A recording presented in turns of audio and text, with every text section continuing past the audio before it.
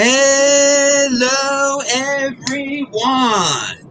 This is Adam Meister, the BitcoinMeister, the Disrupt Meister. Welcome to This Week in Bitcoin. Today is June the 11th, 2021. Strong hand, long-term thinking. Bitcoin is the next Bitcoin. Be a unique beast. Fitting in is overrated. One day closer to an all-time high. Buy and hold. This game is not rigged.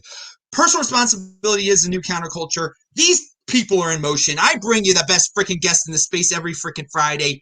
And of course, I am offended by selling. Hello, my elite friends. You got to ask some questions today. We are bringing you a panel. These dudes, only Justine has been on the channel before, but she's never been on This Week in Bitcoin show. And our other two dudes, Hodl Tarantula is new to the channel and to the show.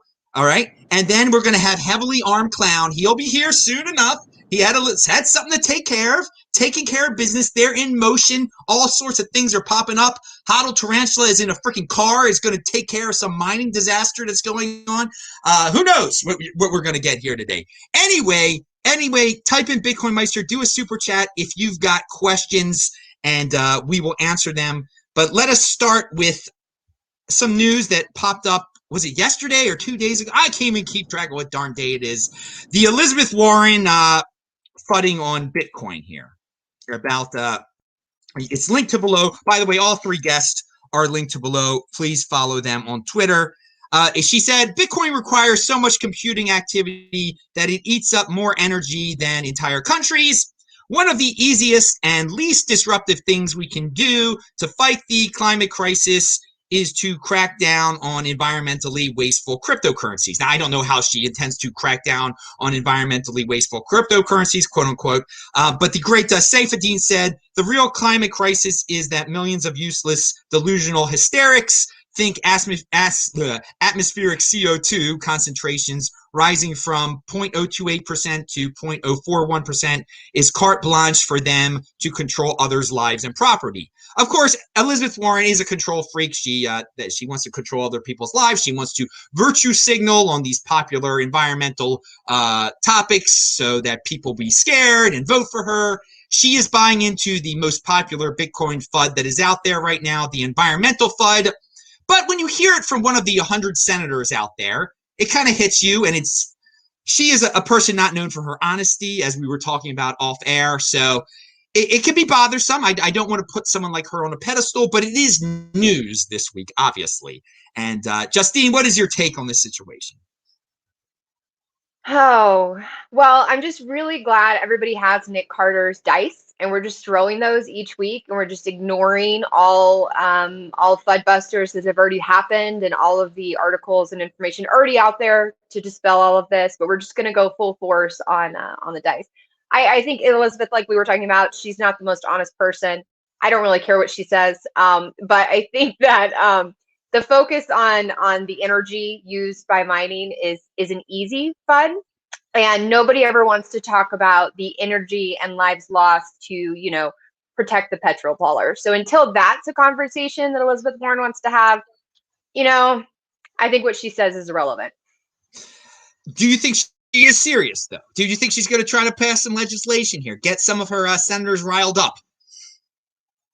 Oh, yeah. I mean, I think this is definitely going to be a battle that we're going to be fighting, right? Like this isn't going to go easily. But the great thing is we have senators already out there fighting in the opposite. So I think that's the biggest difference right now than the last few years that this comes up, is we actually have people who actually know what the heck they're talking about.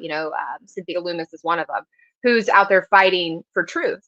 So I think that there will be pushback. I think Elizabeth Warren's going to continue this along with everybody else, and along with all of the altcoiners. I caught myself there.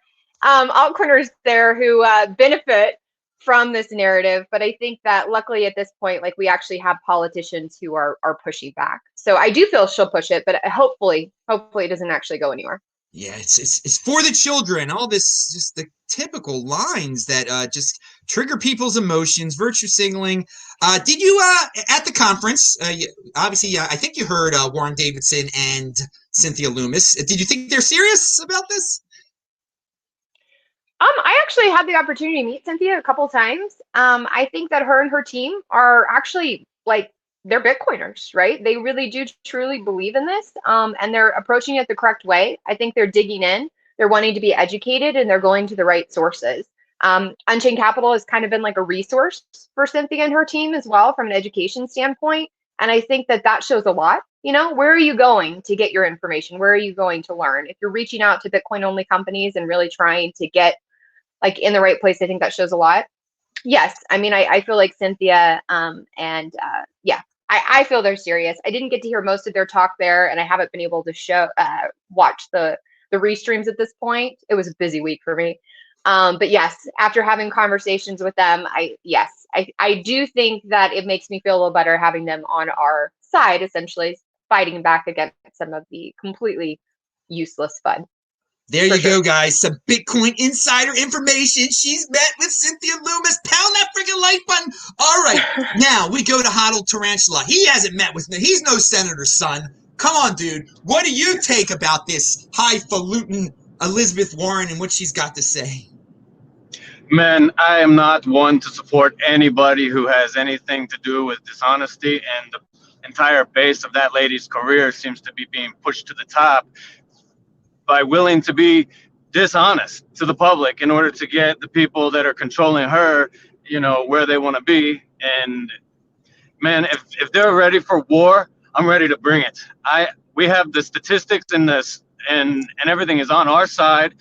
You know, the truth is timeless in my eyes, and there's nothing that they're going to be able to do to stop it. They're going to introduce legislation, as Justine said. Surely, I agree with everything she said. So I'm not going to, you know, go and repeat everything she just said.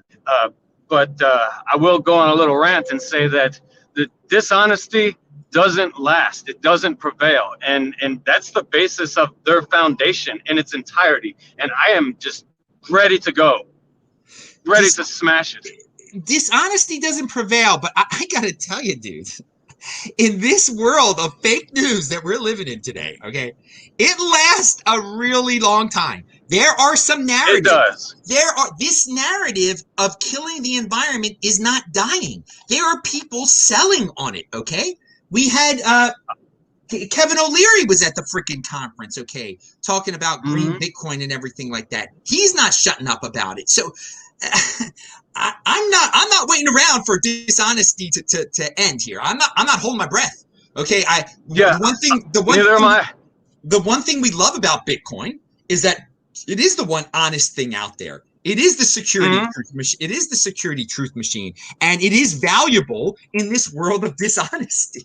That's one of its main attributes there. So I'm not holding my breath on these on people saying, you know what, Elizabeth Warren is a fraud. Because to tell you the truth, it seems to me that her type of politician seems to be gaining more and more clout in the United States, unfortunately. So.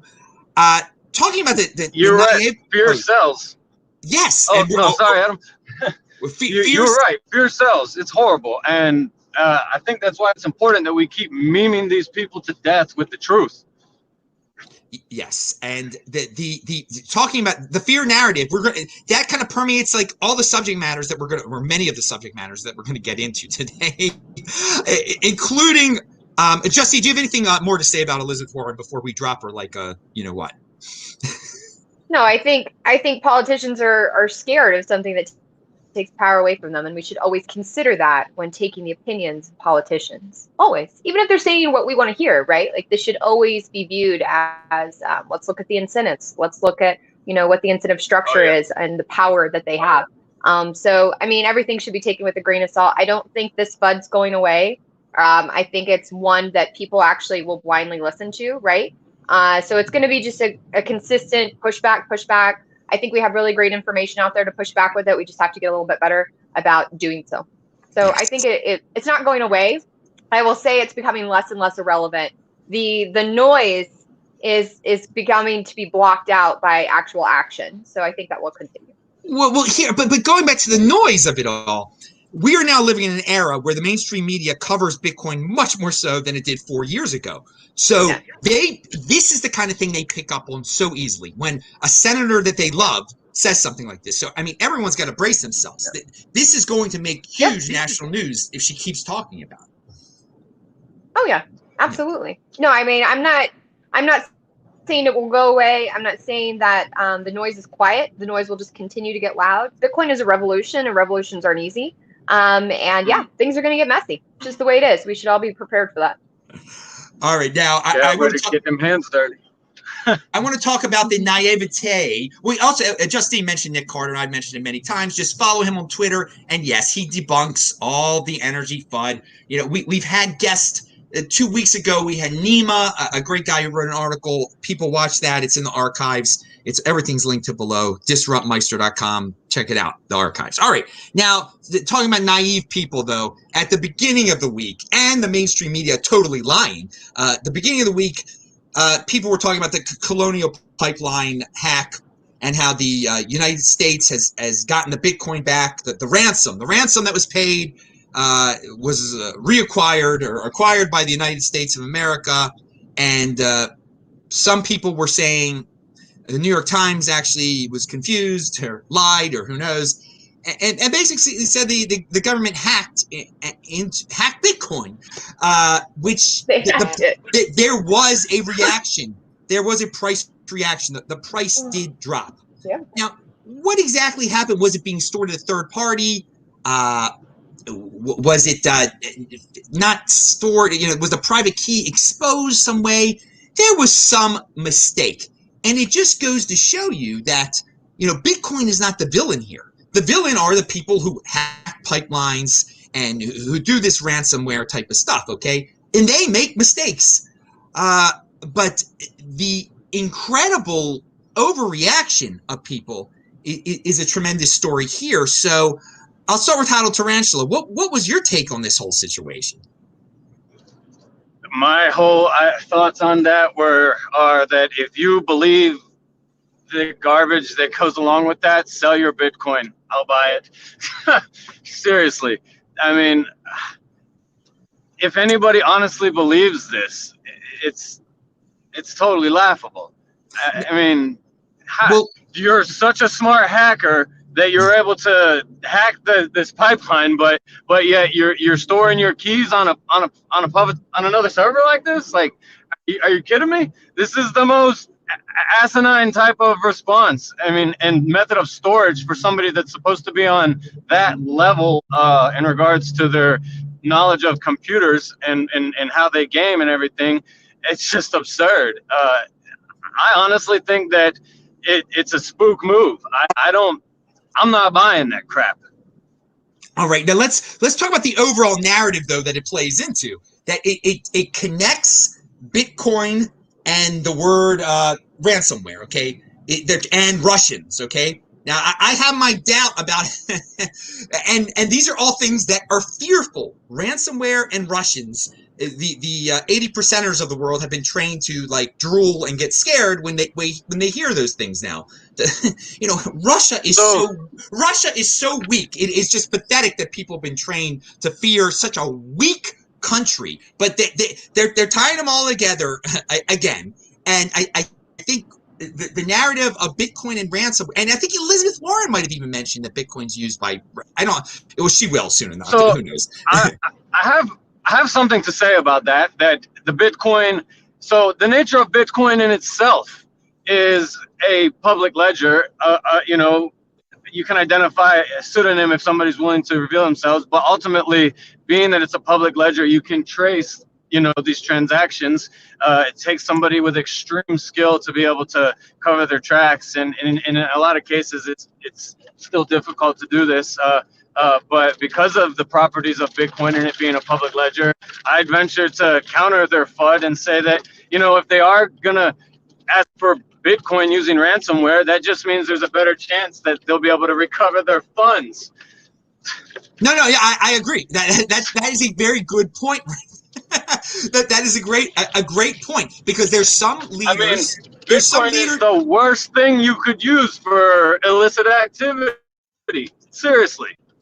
And that is an excellent point, because some leaders and some leaders in politics and in the private sector are saying, yeah, they should make Bitcoin illegal, so this isn't possible anymore. No.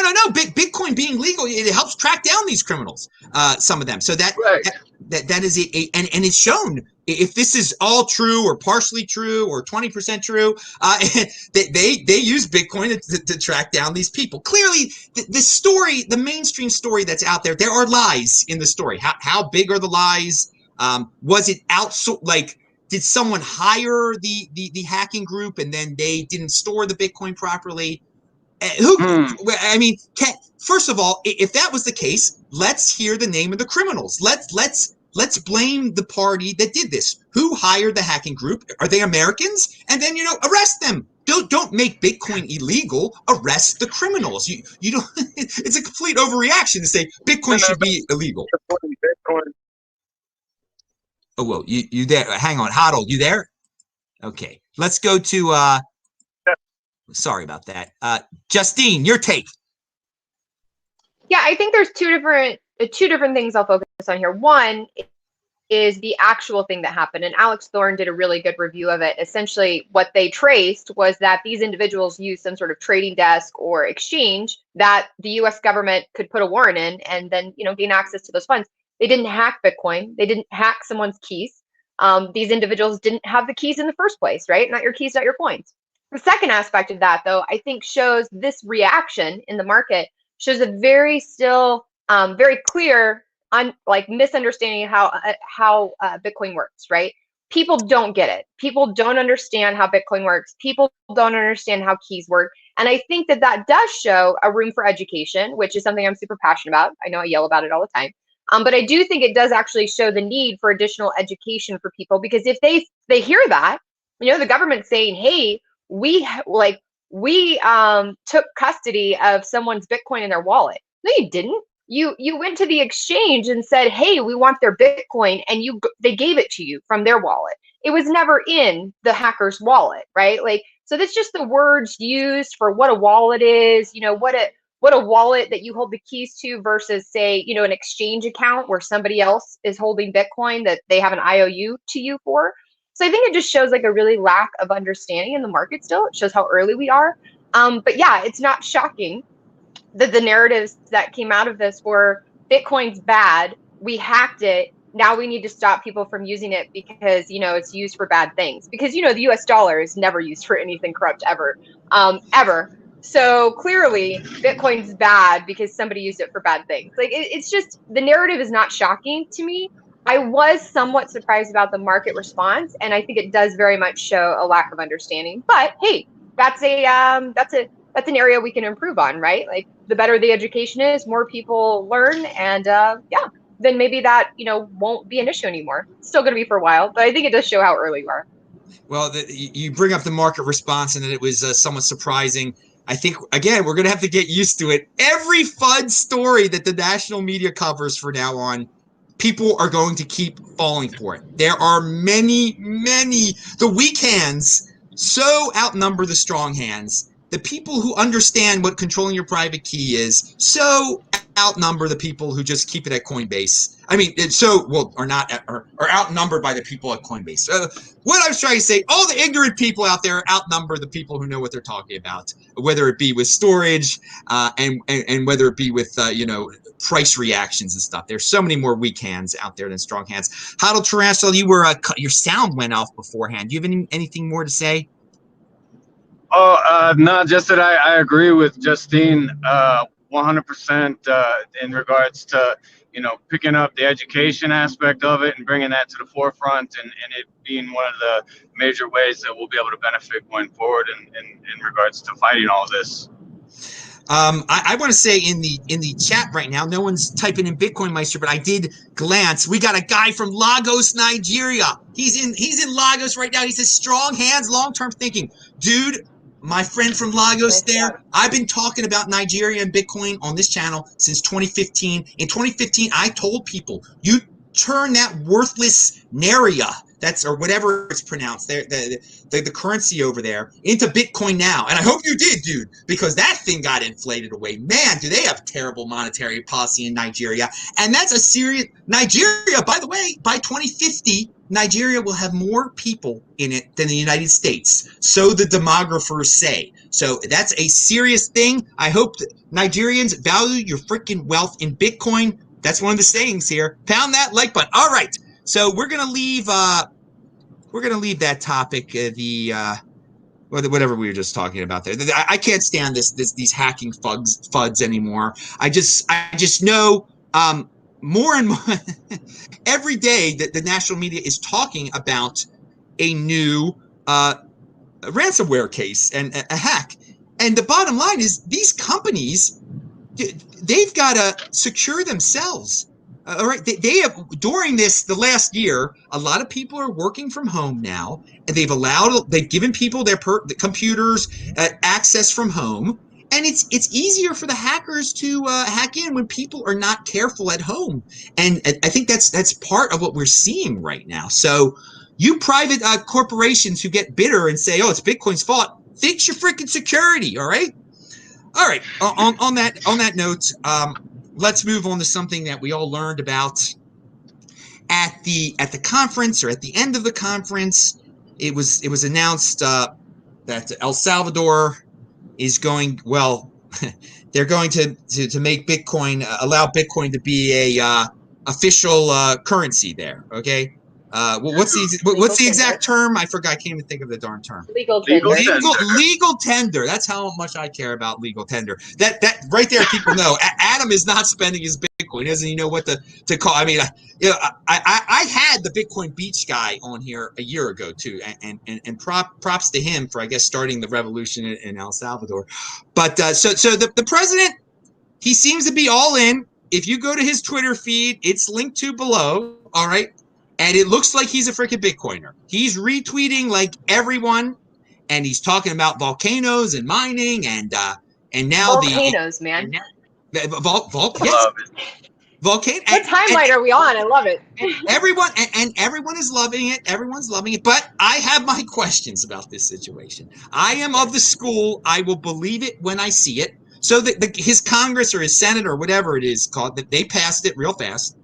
But will people really use it? And I just need to point out again, it is different.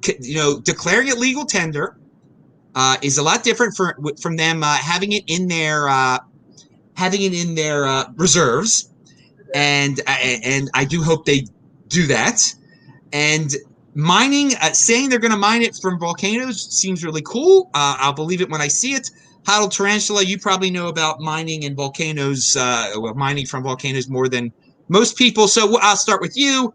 Is this guy, is he trying to distract from other issues? Is he jumping onto a bandwagon? Is he going to go through with this? Could the IMF just bribe him to stop doing this? I'm not putting him on a pedestal too much. I think a lot of people are. What's your take, Huddle Tarantula? I'm with you on this. I believe actions speak louder than words when it comes to politics. I hope and pray that the man is, keeping it 100, so to speak, when it comes down to, having all this go through.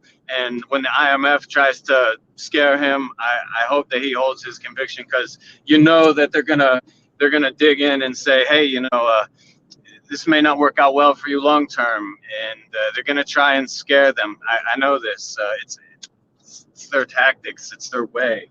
And it will absolutely destroy the energy FUD in regards to CO2 emissions for Bitcoin mining and other things like that, because mining Bitcoin off of geothermal from a volcano utilizes steam and turbines, and this is completely green under all walks. There's nothing you can say about it to spin FUD in regards to the energy. And so I think that there's going to be a lot of fear tactics implemented. And I just hope that this guy has strong hands in regards to his conviction, because what he's doing literally is providing a future for his citizens. I mean, a future that involves sovereignty and true freedom. And you know that the powers that be, that's not what they're about at all. It's for them, it's all about control and fear and keeping the narrative. And so I just hope that he stands strong in his resolve, and that things work out, and that eventually they put it in as the reserve too, because I mean, this is a strong move. They say that Bitcoin uses as much energy as a small country. Well, yeah, well, now a small country is using Bitcoin, and it's providing freedom and benefits to millions of people who never had the ability to, compete in local commerce before, because they literally couldn't get a bank account. 70% of the citizens in that country are unbanked. And because of what they're doing now, these people cannot participate in the local economy. And it's totally life and game changing for all of them. And if the IMF wants to come in and take that away, well, I guess that just shows what they're really all about, which is destruction of humanity. All right.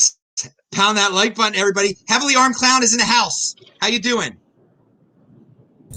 Hey, thanks for having me. Sorry I'm late. Dude, did you just get in like 2 minutes ago? I wasn't looking to see if you were coming in. Yeah, I just snuck in. Okay, so you heard the question that we're talking about. You didn't hear us talking about Elizabeth Warren, but you heard us talking about El Salvador then. Yeah. All right, now you were at the event, and it was a pleasure to meet you in person. Likewise. We were in the tent together when it was a million freaking degrees in the Swan tent. We were on some show of theirs, and we agreed on. I believe that 2021 is like 2013. We could talk about that later, but my good memory working there. But all right, you had something to say about. First of all, this was announced at the end of the event. I thought it would have been nice to announce it at the beginning of the event, because by the end of the event, when they announced that, they had opened the open bar. People were drunk. People weren't in the room anymore. And so I didn't even know fully what was going on. And whatever, that was just my take on the situation. But Heavily Armed Clown, I have my worries about this. I don't know how serious this El Presidente really is, if he's just doing it for attention, et cetera, et cetera. How serious is this? What is your take on the whole situation? I think you're right to be skeptical. I think we should be skeptical of all of these politicians, right? I mean, one thing's for sure, what we're seeing, I can't tell the difference anymore, which one of these guys are genuinely interested in Bitcoin because they think it's a useful technology that can improve their citizenry's lives, or if these people are just engagement farming at this point, especially, seeing like Sean Hannity adding laser eyes yesterday is just kind of like, I don't know about this, guys. Like, I don't know what's going on here. But I will say, like, if you haven't gone and listened to the Twitter Spaces with, I don't know how to pronounce his name, the president of El Salvador. Yeah, but Nick Carter was the host. Yeah, it's worth a listen, right? Because certainly in the West, right, I'm really used to a certain way of doing things in politics. Generally, these types of people, they don't come into these open discussion forums and just answer any question that's thrown at them. They read off a script, right? They pre-field their questions to make sure that they're prepared to contend with certain narratives and push things in certain directions. And they always want to be in control. I didn't get that impression at all with the Twitter Spaces conversation. It was very open. He answered a lot of questions that many politicians would probably just say, I don't have a comment on that, or I'm not prepared to talk about that. What was surprising to me is that they actually asked him if part of this move towards Bitcoin was motivated by fears of monetary inflation, to which he said no. And then he was also asked whether or not they intended to hold Bitcoin as a reserve currency or like on their nation's balance sheet, to which he said, we're not ruling out the idea. So it almost seemed to me like they haven't really thought this through. And I actually wonder if they even expected as much of a blowback from the IMF and the global monetary hegemony order as they got. I mean, maybe they did, maybe they didn't. Maybe it'd be naive to think that they didn't expect some sort of blowback. But I think we're going to find out, depending on whether or not he's willing to stand up to these people, this group of thugs that runs the global financial order. If he's willing to stand up to them, well, then he probably really does have his people's best interest at heart, because I think we're seeing in real time what Strike and what Lightning and what Bitcoin can do for the people of El Salvador and other countries like it, right? Now you heard him speak. This is great. You were there for the conversation. People say he has some autocratic tendencies. I haven't done the research yet. Did anyone ask him about that? Well, who says that though? I've heard it. I've heard it. I don't know yet. I haven't checked it out myself. People try to say there's FUD out there saying, oh, a dictator has adopted Bitcoin. I mean, it's FUD against Bitcoin. I just was wondering if anyone did bring up his politics at all during the question and answer. Not to my knowledge. I don't think anybody asked him a question like that. So I just want to say I do not know how he rules El Salvador. I have not had time to research if the Senate is legitimate and if he's a semi-dictator. I know he's a young guy for a president. He's not 40, right? I mean, that's pretty darn young for a leader. He's 36, I think. So no one. Good. No, he just turned 40. Oh, he just turned 40 because his brother called him a boomer in that call because he had just turned 40. So Justine, what's your take on this? I mean, I think I agree here on a lot of different aspects. I think skeptical is what we all should be. I think there's a couple of things that kind of stick out to me, and I was in that call or part of it and heard him, and I thought it was kind of insane that he just sat there and answered questions and was totally okay with it. Like he didn't feel like he was concerned with how that was opening him up to things. So a couple things. One, the fact that he could say, this is what we're doing. And Congress is like, yes, sir. And it's done within a few hours. And then, the next day we're talking about mining. And then, like things are new wells are being drilled into volcanoes. One, that does show some, centralization, right? Which is not great in all regards. So I think concern, being skeptical is always good. But the beauty about Bitcoin, though, is, right, like this guy could be a total dictator. He could be doing it for his own gain. He could be doing it for popularity. And it doesn't really matter because if he somehow it helps his people from the country be able to have access to money that gives them freedom, then his intentions are irrelevant, right? So that's one thing that I really enjoy about Bitcoin and the incentives and the lineup of it. But I will say, just based on like the FUD, right, around how he does things, their COVID restrictions are like super intense. So I think that, but maybe there's a reason for it. I think that the idea of who's saying that, like mainstream media is telling us he's a dictator. That doesn't actually mean he is. It seems like he's pretty popular in his own country. But yeah, I think we should always really be skeptical of any politician that comes out. I also agree with the whole laser eye thing. Like, I think it's kind of weird that we're living in a world where people are putting laser eyes to become relevant, right? Like we've seen celebrities do it. We've seen sports stars do it because they want to shield their NFT. Like this is where we are on the timeline, that it's now cool to put laser eyes on your profile because Bitcoin is now like socially cool. But I think it goes back to, I think Mr. Huddle says it all the time, like, yeah, but it's good for Bitcoin, right? Like at the end of the day, it doesn't matter why people are using it and what their incentive is, because Bitcoin is designed in a way that it encourage your greed turns into good for all. Then fine. At the end of the day, it's irrelevant. I'm really, I think the focus should be on Bitcoin Beach. I think what they've been doing is amazing. I heard about it when Peter McCormick first went out there and was kind of like really mind blown that this was just a thing that somebody decided they were going to, we're just going to build an ecosystem. And now it's turned into this. I think it's huge. Props to them. Props to Miles Sutter and the team at Square who kind of jumped in, and Jack and all of them. So yeah, I think that it's huge. I think this is huge. But I do think we should focus more on the people and less on the politicians. That's my take. I'm glad you brought up these restrictions of the virus restrictions they have. I don't like hearing that. That means I can't, all these people are asking me, should I move to El Salvador? Should I visit El Salvador? As Americans, you probably can't right now if there's tough restrictions. I don't want that putting something up my nose. I think you can. Well, I think we can go. I just think that here's the thing is I've looked into slightly, we all have to dig into our own research. They're welcoming people. People are going down. I think there's just restrictions on sort of gatherings, probably in cities and stuff like that. So, yeah, just consideration of that. Yeah, no, it's a good, I'm glad you brought up the restrictions. And it was a heavily armed clown said it's good. He wasn't reading from a script. So he does understand Bitcoin, and politicians do read from the scripts. At the Miami Bitcoin conference, there were two female politicians the second day. that were clearly reading from a script. It was terrible. I mean, that one mentioned equity and Bitcoin. I mean, I wanted to vomit. I couldn't believe what I was hearing. But I will say this: those two Miami politicians, they bought in. They want Bitcoin. They want the money. They want cryptocurrency coming to the Miami area. Just wanted to toss that in there when we're talking about El Salvador becoming a Bitcoin-friendly country. I mean, it's clear that the South Florida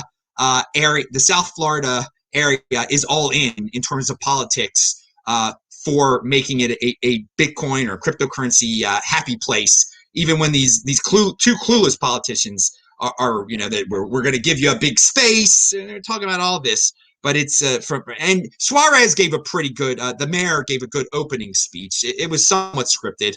All right, but we'll get to that review in a second. I wanted to backtrack a tiny bit because the great heavily armed clown did not get to say his opinion on Elizabeth Warren's latest FUD and the Colonial pipeline FUD. So I'll let you talk about those two broad subjects right now. Okay, right on the spot. All right. I mean, Elizabeth Warren. What do you do with Elizabeth Warren? I mean, gosh, you're talking about just a politician who hasn't really done anything in her life other than raise money and tell people what to do. You're talking about probably what I would consider like one of the biggest establishment snakes. I mean, just literally anybody that provides cover fire for like some of the most wicked organizations on the planet is you're looking at people like Elizabeth Warren and pseudo intellectuals eat it up, right? Because they see her and they hear what she says and they think she sounds smart and she's a woman and they say, oh yeah, this is great. We need more of this.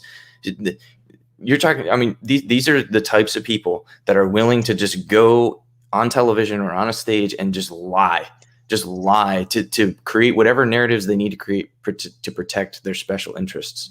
And I don't know if anybody saw the video floating around shortly after she made that video, but someone was filming her stepping off of her private jet and she's hiding behind one of her aides as she's walking down the tarmac because she doesn't want to be seen because it totally just eviscerates her narrative that, oh, climate change is destroying the world and we need to limit how much electricity you use and stay at home pleb because I'm the only one who's important. And just you can't have that kind of cognitive distance when you're that type of politician that just lies and lies and lies. There's no consistency in what she says. And if Elizabeth Warren was genuine in some of the things that she says about being for equality and being for fixing the financial system, well, then the first place she'd be looking is Bitcoin. She wouldn't be bad mouthing, and it's obvious that she has ulterior motives. To what those are, to what end, who knows?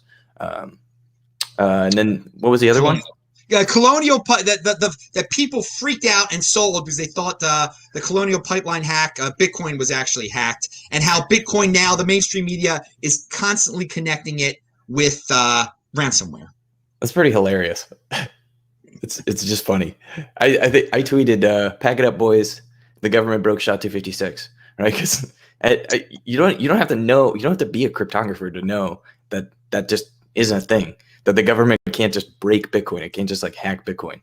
Because if SHA-256 was broken, we'd have a lot of problems, like really quickly, all over across the entire spectrum of the internet and in a lot of aspects of technology. If cryptography was just suddenly broken, it's just ridiculous. I think Matt Odell had a really good take on this. If anybody got a chance to listen to the most recent Rabbit Hole Recap, where he sort of said, there's a couple scenarios on how this might have went down, and really likely what it is somebody had, these types of hacks, they don't need to necessarily be extremely sophisticated people. The ransomware came from a third party. The hacker might not have been technically sophisticated at all. They might have just had a very simple inroad into what was probably a pretty insecure system, right? And they might not have even known much of anything about Bitcoin. They might have thought Bitcoin was anonymous. They clearly didn't have a very good understanding of on-chain analytics and the way UTXO management and those types of things work. So I think what happened here, it's possible it was a false flag, right? But I think what's happened here is somebody who really didn't know a whole lot about what they were doing was shocked that they were able to pull this off and then took a whole bunch of Bitcoin and ended up losing it to the federal government some way, shape, or form. All right, good addition to the conversation there. I think the other two members, I think we all have agreed on these topics here. Just have a strong hand, people. Do not believe when the New York Times implies something's been hacked. They're pretty clueless over there too. I mean, my lord. Also consider when the FUD comes out, the price goes down. People are buying. So quit giving people your Bitcoin just from some ridiculous FUD that is so easily countered. So yeah, just people are trying to trick you out of your Bitcoin. Be smart. I want to go to another I'll believe it when I see it topic here. Jack Dorsey, who was at the event, I don't think he was there that long. I didn't really see him, but he's saying that I want the direct quote. He's talking about that someone asked him a question about Lightning Network being incorporated into one of his platforms. He says Twitter CEO Jack Dorsey has said that it's only a matter of time before Bitcoin's Lightning Network is integrated into Twitter or Blue Sky. Now, there's Twitter or Blue Sky. There's a big difference between Blue Sky and Twitter. If Lightning Network was incorporated into Twitter, my lord, it's huge. This Blue Sky thing doesn't even exist yet. So a lot of people are getting excited. It's just talk right now. So I will believe it when I see it. If it's on Twitter, that'll be huge. If it's incorporated in the Blue Sky, okay, good. He did something there. But Justine, what's your take on that? Is it really happening? Is it going to really happen on Twitter? Or is it going to happen on Blue Sky? Well, who knows, right? So the tweet essentially was asking him, hey, when are you going to integrate Lightning into Twitter or Blue Sky? And he said it's only a matter of time, right? So I mean, I have mixed feelings with Jack Dorsey. On one hand, I think Twitter is a shit show. Excuse me, sorry. But on the other hand, the way that he does Square and the team that he has there, like part of me feels he really Bitcoin is a thing for him that he really cares about, and he's really trying to help it in some way, shape, or form, right? And maybe Twitter he doesn't have as much control over. Who knows? Like we could theorize about why he is these completely different people in these different places. But I mean, I think Lightning into Twitter, he's talking about tipping. That would make sense, right? Like that's a cool idea. If you're going to tip, why not use the hardest money in the world? I don't know. I would say don't hold our breath. I would say that it's probably more likely of whatever new social media plan he has in the back of his mind would include Lightning and maybe tips. Twitter hasn't really been very accepting of Bitcoin in general. So I would be shocked if he could somehow get that past this, essential board of people who seem to be pushing back on everything that has to do with freedom. I would bet money that it would be on whatever new project he's working on. But who knows? Time will tell. Yeah, he is. There's a somewhat shady aspect to him because Twitter it cracks down on so many people, but then his personality is, oh yeah, open space, let everyone talk, and there's some contradiction. Who knows what's going on behind the scenes if he controls anything at Twitter? I don't. But my main concern is I think Twitter. I have said this for years and years that Twitter would be a great place for Bitcoin to be used and to upvote things and do who knows what with it. So if it actually happened, it would be so exciting. But I have heard so many rumors about so many things during my time in the Bitcoin space, and you can't believe it until you see it. Tarantula, what's your take on this? Is Tarantula in the house? Tarantula, unmute yourself. Is anybody here in Tarantula?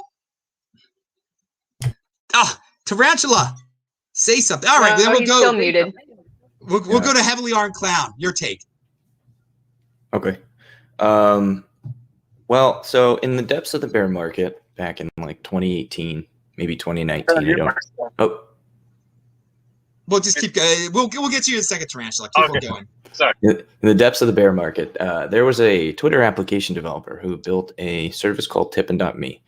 And if you recall, he actually managed to integrate. I don't think he integrated it directly into Twitter because I don't think Twitter has much of an open API. But he basically added like a lightning tip button to people's tweets if you had the right applications installed browser side. And you could tip people for tweets through this application. And I don't really want to say too much But I know I need to be careful here. I have pretty good reason to believe that guy may have been working with Twitter. I don't know to what extent. I don't know for how long. I only know that Jack Dorsey saw kind of project he was working on and was really interested. And I don't know where he's at or what he's doing now, but I certainly know that they've seen that it's possible, right? Because this was done like 2 years ago. So maybe it's not up to Twitter standards. Maybe there's resistance at the corporate level. Who knows? I don't know, but it's totally possible. And it definitely seems like they're dragging their feet on this type of thing for sure.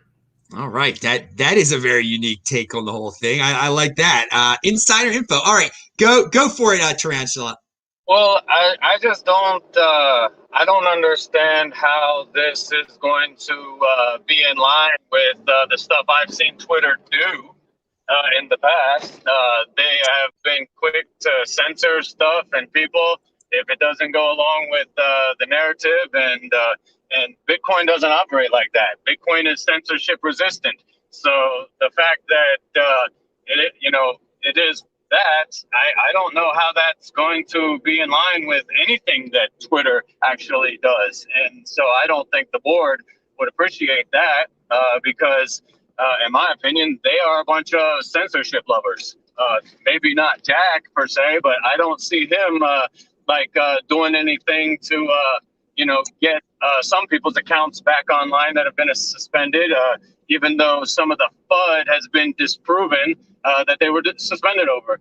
So I could see possibly it being implemented on the other platform, like Justine said, because I don't think that Twitter and their ideologies are in line with what Bitcoin actually stands for and what Lightning Network is all about. So I think that for them to say that it'll be on Twitter, that they're just, blowing smoke, and that most likely if it probably will occur on that blue sky, which I'm actually just hearing about now. So, but if it happens, that's what my thoughts are. If I could add real quick, I would also be really surprised if Twitter just rolled out fully Bitcoin interoperable tipping with no form of KYC whatsoever. I would be shocked. Oh yeah, that's a really great point. There's got to be KYC if it's going to involve a public company like Twitter. I mean, yeah, that's bet they'll be asking me for my address if they implement something like that. Yeah, that's a really good point. And speaking about Twitter banning people, free Alex Spetsky, man. They got rid of his account, and it was great to meet him in person, of course, in Miami. And I want to remind everyone, yes, I did a show yesterday, Thursday. It was like a 90 freaking minute show, like a record long show. I know some of you like long shows. It's linked to below, people. I was talking about this Miami Bitcoin conference that we're about to we're about to talk about right this second. So it's time now. Tarantula, you weren't at the conference. You're working your tuchus off with doing your thing, but you'll get to chime in on this too. I'll tie you in because after yesterday's show, I saw there was some news that I did not cover, that I did not know about. And that news was from NBC, some NBC, MSNBC, CNBC, all Bloomberg, some of this mainstream stuff. They picked up on a tweet, that they get their news from freaking Twitter. Okay, we're talking about Twitter. That this Larry Cermak, he worked for The Block or something at one point. He is a drama queen, obviously. Everyone who I hung out with in Miami got COVID. Luckily for me, I hung out about 1 feet above everyone. So this is an anecdotal story, and a couple other people chimed in, 3 people got COVID out of 12,000 people at an event, and the media wrote about, some of the media that wrote about it were actually at the event. Okay, these snobbish mainstream media people who don't like Bitcoin to begin with, who associate Bitcoiners with, far right, all these terms out there, vilifying Bitcoiners and with all these words that are supposed to shut them up. Okay, they're supposed to cut them out from the regular society. All right, there is so the articles basically said there were no mask rules, there were no this, there were no that. So this is, and the story started spreading, that Bitcoiners were killing the world out there. So this is what the takeaway, that some of these people that were in attendance, this is their biggest takeaway. They were bitter and sad because people were free. There were about 1% of the people there were wearing masks. It was all voluntary. Everyone was given a free mask, by the way, in their little goodie bags. But no, this is the way it is. This is life. And so now Larry is an attention whore, I guess, and wants people to retweet him. And the people who talk about this love the attention of saying, "Oh, it was traumatic to be around people that this was." Dude, I was in Miami for a month, and then I was in Miami for 3 months beforehand. It's normal. It's 2019. Okay. Get used to it, people. I mean, you can have your freakish, lock yourself up in your fake new normal or whatever. But, and so now the narrative is, Bitcoin is just a troublemaker of the world. It's involved in hacks. It's involved in getting people sick. And so I was a little surprised that, this was the takeaway for some people in Miami. I think it's pretty low. It's a low point, but all the healthy people that were there who had a great time, now there could be no doubt in your mind how low the mainstream media will stoop, because their articles about this were just lies. It's just filled with exaggerations about 2 anecdotal stories about people. Did anyone die? Did the hospitals fill out because 12,000 people went to a conference in Miami? No, not at all. There were young, healthy people there, and maybe 2 of them got a false positive. I don't even know. So I wanted to put. I think it's just important to talk about what liars the mainstream media is. So the main question is what your takeaway from the Miami conference was, but what's your takeaway on that too, Justine? Well, so to clarify, Larry, his was a joke, first of all. Like, the whole thing was about him being super tall, right? And Eric Wall did come out and say, hey, I caught COVID. I'm sick. I find it a little bit weird that that's something that you want to tweet.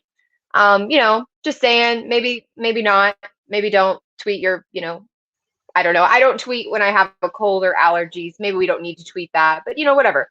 But anyways, I will say that Larry, he said it as a tweet, and now I've seen multiple tweets from him, like, making fun of that this is news and that this is like what people are concerned about. So, just to like push back slightly. But the thing that I think is interesting is there was a whole group of individuals that went to Miami for the conference, but didn't go to the conference. And they said that repeatedly, right? Like, we have no interest in going to the Bitcoin conference. I was kind of giving them a hard time that, altcoiners are so unoriginal. They can't even plan where to meet up with their friends without piggybacking off of Bitcoin. But yeah, many of these people weren't even at the conference. Their Twitter feed is full of being at clubs and strip clubs and pools and partying around Miami. Like, why does that have anything to do with the conference? I didn't see any of them at the conference, but yes. So one hand, it's kind of comical that they would actually say, hey, I caught it at the conference. No, you didn't. You didn't catch anything at the conference. You caught it in Miami, like when you were partying. Let's be silly. Let's not be silly. But the other thing is, yes, all the amazingness that's happened around Bitcoin this week, and the fact that news organizations are picking up on 3 people who have a cold and acting like it's Bitcoiners are now, we're going to have to push back into quarantine because there's a super spreader event. Like, 3 people walked away from that conference and had a cold. Really? Like, that's pretty normal. Like, if you go to something, sometimes you pick things up. It's pretty normal. I hugged every Bitcoiner I saw. I mean, every single one. If you saw me at the conference, I most likely hugged you unless you were just really put off by the idea. I feel great. I feel awesome. So I think some people's immune systems are better than others. Sometimes people get sick. COVID's some sort of a sickness, allegedly. But yes, I think it's silly that this is a focus. It seems like everybody who has it is doing okay. They have some cold symptoms and a fever. The fact that this is a focus at all and trying to paint it as a super spreader event, what the hell is a super spreader event, is absurd. And I think it shows, like you said, the complete and utter, like, journalism is dead. Journalists are complete and utter trash, in my opinion, most of them. And I think that the fact that that's the focus, like El Salvador, it just gave freedom to their people. And you want to talk about 3 people getting a cold, like, this is just where we are in this world. Yeah. Super spreader sells. What is super? Hey, Everything they one don't more like is thing called too. a super spreader. Yes, but I have not seen any Bitcoin maximalists get COVID from the conference. Is that, it's an interesting point to say it.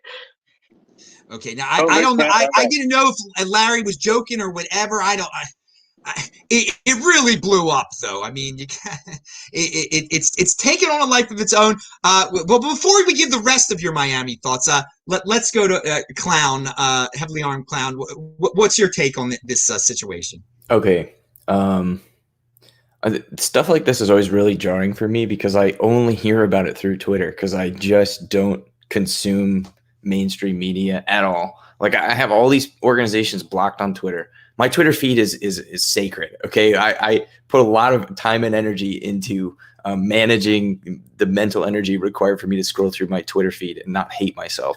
So I don't even know that these things happen until like people bring them up and start talking about them, and I kind of like hear about them through like degrees of separation, and it's just crazy to me. I mean, I never stopped doing the things that I like to do and that I normally do over like the last year and a half, you know, for the most part, except for when it came to situations where I just couldn't because it was just impossible, right? You know, you understand what I'm saying. I haven't been sick in like 5 years. Like I legitimately, I don't even remember the last time I was sick. I went to this conference like Justine. I had a lot of hugs, shook a lot of hands. I feel great. And maybe it's just because the Bitcoin maximalists, so to speak, are predisposed to eating healthier, going outside, exercising, you know, because a lot of like the Bitcoiners I met, they were like healthy, normal people. Like there weren't a ton of like, you know, just people who obviously don't take care of themselves.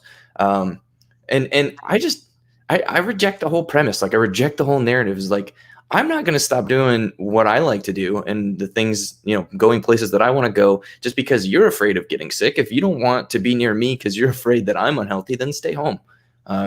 Doesn't matter to me.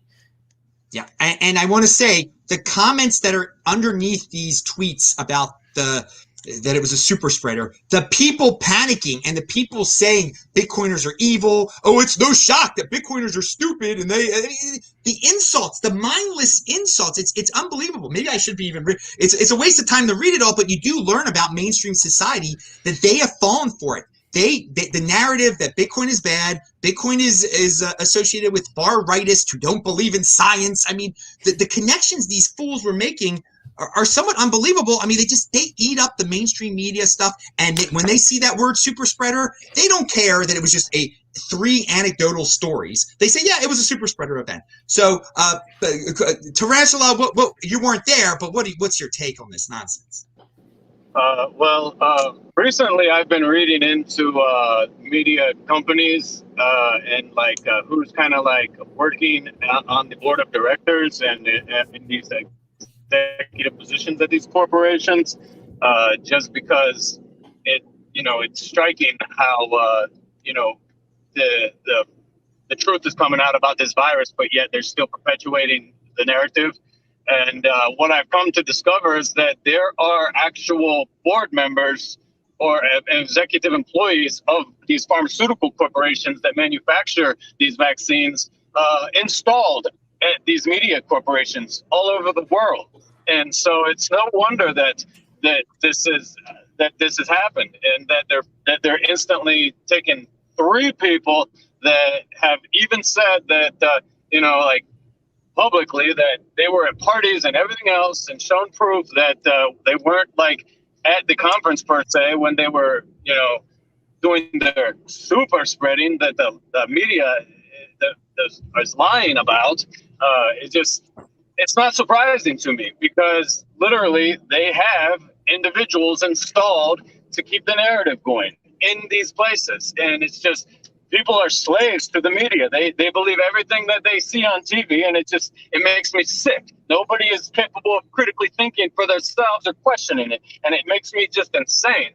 But I think that line alone, that line alone right there, people are slaves to the media, and there's no critical thinking anymore, and it frustrates you so much. Me too, dude. Me too. I can't. It sickens me. So when I see this, it just, I mean, I had family members contacting me about this. Okay, so it's personal. It's personal. They're like, "You wearing a super spreader?" So it's very. It bothered me to say the least, and that shouldn't be our main takeaway from the Bitcoin conference. So we're going to get back from what our real takeaways were, but Justine has to leave sort of soon, so I want her just to talk about before she talks about the Bitcoin conference and her main takeaways. Talk about your job. I mean, a year ago when you were on my show, you didn't work for Unchained Capital. You are in motion. You are now getting paid to be a Bitcoiner here. So Justine, take it away. Like, I see her. I don't see her face. You're muted and we don't see your face.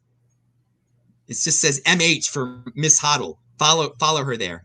Come on back, Justine. All right. Well, we'll go to Heavily Armed Clown. What were some of your the highs and lows of the conference? I know the line for the men's bathroom, the logistics on the first day, it could have been improved, but those do. I love the guys at Bitcoin Magazine. They did improve things on the second day in terms of logistics, and they put on a great event. With that said, what are your highs and lows? Yeah, bullet point real quick on that last topic. I like to call what all the things that the media tells people to believe that they just repeat. I call those fiat thoughts because they're literally decreed by the media into people's brains and people just repeat them as truth. So a little nugget there. I thought you guys might like that, but I really totally agree with you. I thought the conference, I can't imagine what it's like to put on an event for that many people. I have no idea what the logistics and what the back end operations look like. I'm sure it is not an easy thing to do. And I think, my experience at the conference was probably colored by the fact that I had, VIP tickets because I was a speaker. So I didn't have to wait in the line the first day. We had like some extra space set aside and, access to food that wasn't like in the long runs at the food truck, and all of that colored my experience. So it's probably a little bit biased or like a little bit different than the average general admissions person's experience. But I really, really enjoyed it. I had a really great time. I thought Bitcoin Magazine did a great job. I would have liked, when Ben and I talked, we talked on like the smallest stage they had. We called it the C-list stage. We had lots of people come up to us and say, "Man, why weren't you guys on the main stage? That would have been awesome." I don't know. Go talk to the Bitcoin Mag guys, probably because most of the people on the main stage are way more important, have way bigger audiences, or paid way more money to be there. Or they were paid money to be there, right? I mean, it's just a numbers game, people, right? I mean, you might have liked what we had to say more, but that's because you came and sought us out and we're just a diamond in the rough, I guess. But there were a lot of great speakers. There were some speakers, right? But what I did think they did really well was carving out space for kind of just Bitcoiners to be Bitcoiners, right? You had the FOSS Dome, which was awesome. You had the Swan Dome, which was great. That was a good time. And it was just, in general, like I thought it was really good. I expected there to be some sort of mask Nazism going on. I didn't see any of that. I did not feel any sort of social pressure on any of that type of stuff at all. The after parties and stuff, all that stuff. It was a good time just to go hang out with people and meet Bitcoiners. And I just enjoyed the whole experience. So, yeah, definitely growing pains. Like I said, probably not easy to put on an event like that, but I think all in all, they did a pretty good job. Yeah, good review. I had a media pass, so that first day I didn't have to wait in the line either. So Justine, did you have to wait in the line to get in the first day? I didn't, but that's because Unchained was a sponsor. So I was there super early, and then we went through the sponsor thing, and then I had to like sneak all of our my fellow coworkers through who were out in line, and we needed to like have them at the booth. So we had to go in and do an operation sneak through. But yeah, I mean, yeah, no line for me. I didn't see you the first day either. I mean, that's how crowded it was. There were still some people I never got to see that I know were there. And but I ran into Justine the second day actually, and Heavily Armed Clown. That was the first day we were on the Swan show together. But Justine, before you talk about your Miami experience, I did want you to share. A year ago, you were on my show, and now a year later, you're working for a Bitcoin company. You're getting paid to talk about Bitcoin. You're in motion. I love it. I encourage people to get jobs in the space. So how'd you do it, and how could other people get jobs in the space? Yeah, thank you. Yeah, I mean, a year ago, I joke that I just post on Twitter and kind of openly share my journey. My journey into Bitcoin, I say, was turbulent. The fall down the rabbit hole was very turbulent for me because I did not come from a technical standpoint. So there were a lot of aspects that I didn't understand, and therefore, just wasn't really all in. And I look back and go, dang it, like if I would have known these things, I could have gotten in so much earlier, right? I could have saved so much time. So just kind of like short story. Yes, love Bitcoin, obsessed with it. I love John Ballas's quote of like, if you're not obsessed with Bitcoin, you don't understand it, right? Like, we're all obsessed with it. So I've been helping my family run their small business for a few years.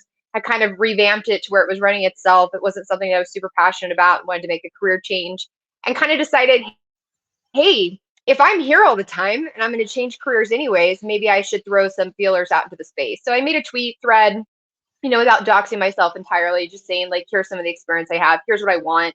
I was really, really specific about if I was going to work in the space. I wanted Bitcoin only, and I wanted a company that was doing something I believed in. And so, yeah, Unchained Capital happened to reach out to me, spoke with Joe, CEO, for a little bit.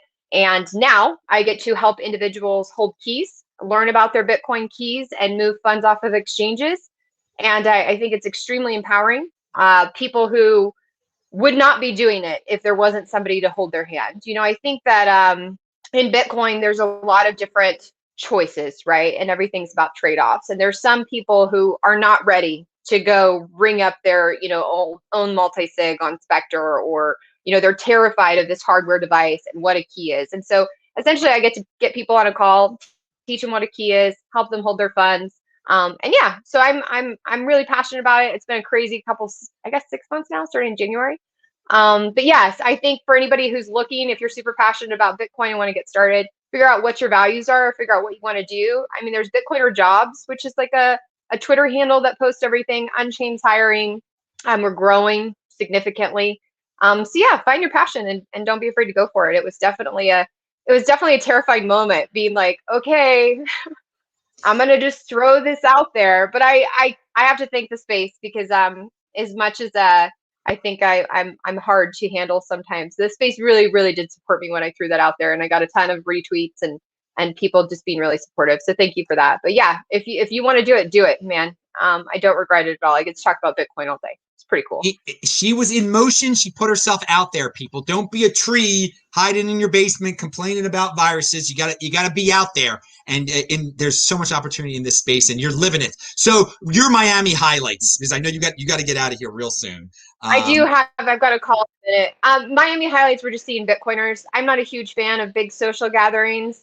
The conference itself was cool. Like I'm really happy that everybody put it together. I realized very quickly early on that I was not their target market, right? So there were some things that I didn't really agree with of what they did and how they focused, but I got to see Bitcoiners, which is just, man, like Bitcoiners are another breed, and I'm addicted to being around them. So I actually get to meet people I hadn't even met in the space yet and had been super close to. So it was amazing. I had an amazing time. For me, it was really intense because everybody Unchained, we were there, but we actually were still working. Like there was nobody at home doing our job, so we were still working and then doing conference and doing events. So it was a pretty chaotic week. I didn't get to see everybody that I would like to. But I think overall it was great. I think it put the name out there in maybe people's ear that wouldn't have heard it before. I thought it was a really great show of what we talked about earlier, of just, we're going to get out here and we're going to choose to interact in a social environment, and people can wear masks if they want. People can decide not to come if they don't want to, but this is what we're doing. So I thought overall it was pretty great.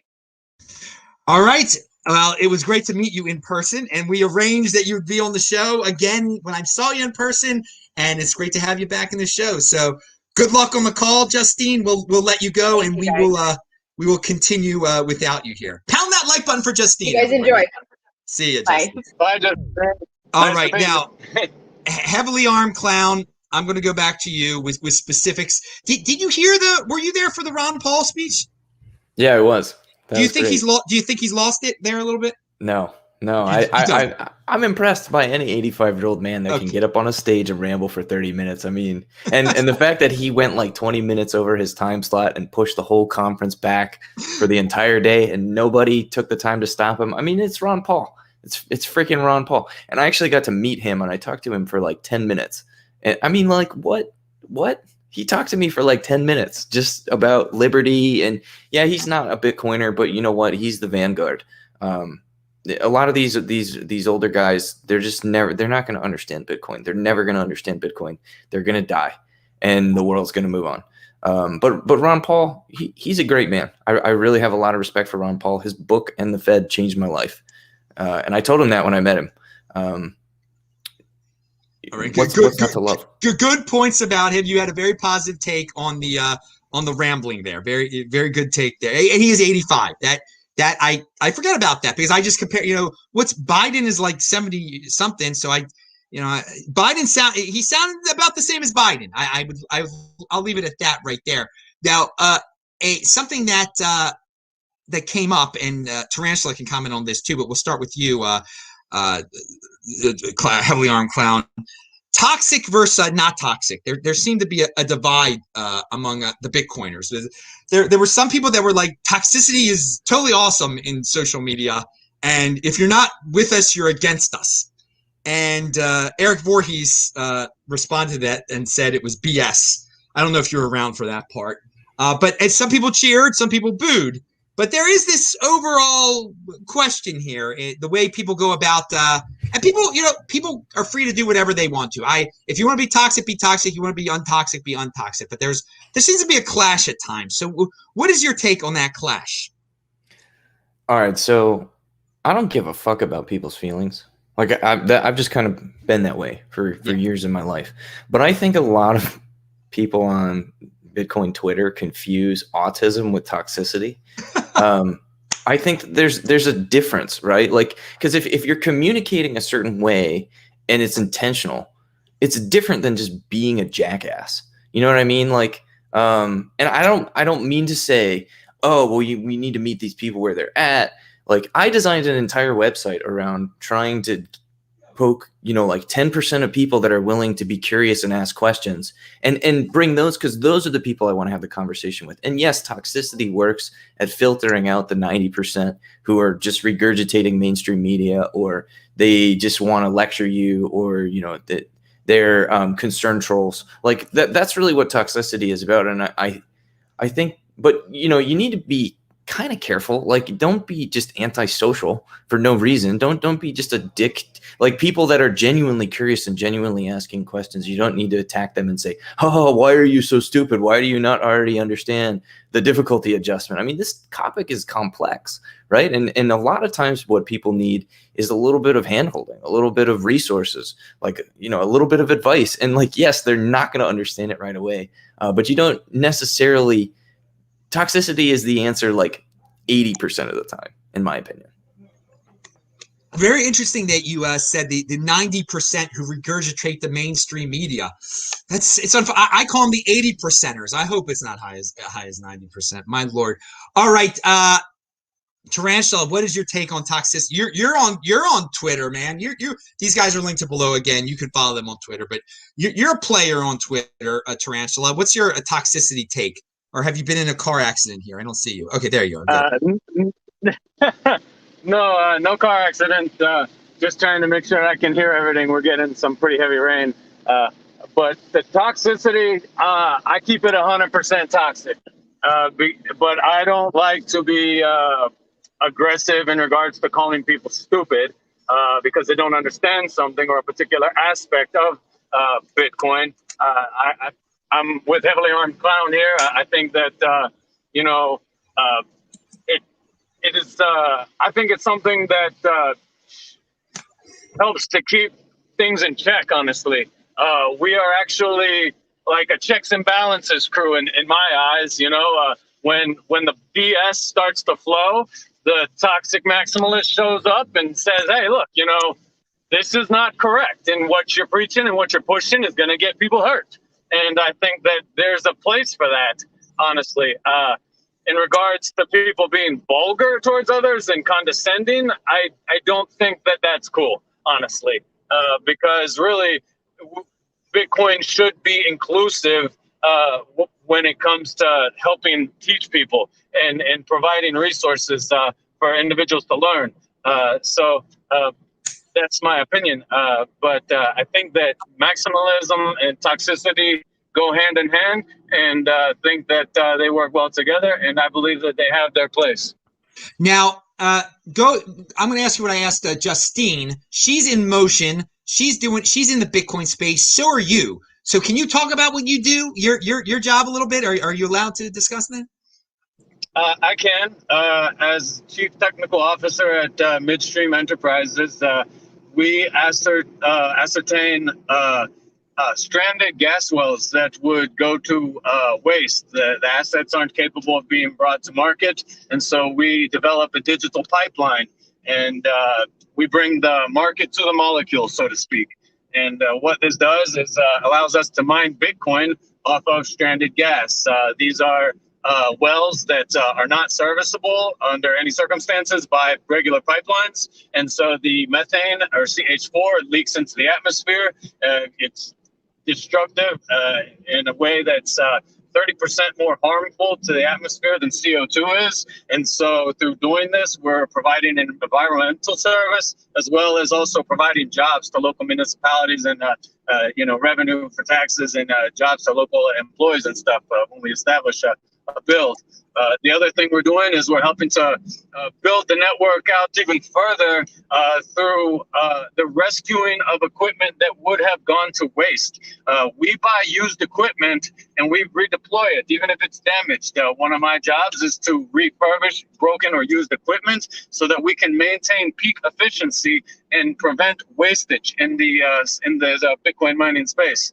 Because the resources that we're utilizing are stranded, our cost for electricity is pretty low, so we're capable of picking up this damaged equipment and putting it back together, or the really outdated equipment, and deploying it and still being able to maintain margins that allow us to stay in the game. And so pretty much what I do is build Bitcoin mining networks.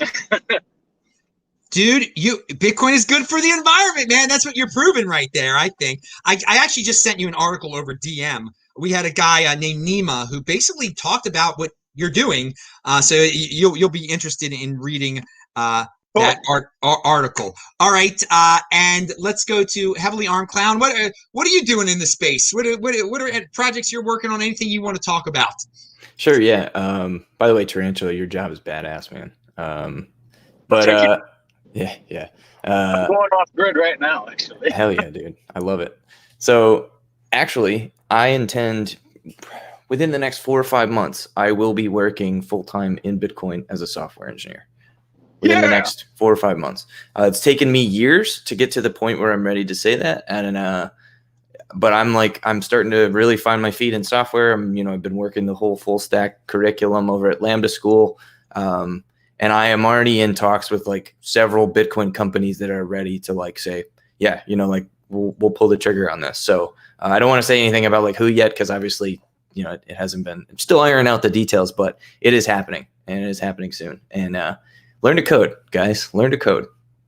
Yeah. So how desired from what I've heard, if you've got that coding skill, you are highly desired, right? You can get any job, it seems like. Oh, absolutely. And talk to anybody that works in Bitcoin, and they will tell you that the good companies, they want to hire Bitcoiners, right? So if you're a Bitcoiner, and especially if you're one of these toxic maximalists, right, and you're willing to fight the good fight, and you line up with the mission, and you have the skills, like you're gonna be fighting them off, to be quite honest.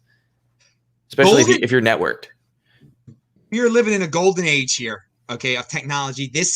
This space is growing so much. So, hey, you guys can get some technical skills. You can even have marketing skills. They need all sorts of people all over the place. Justine's marketing, you're technical. And of course, Tarantula is that's hardcore engineering skills.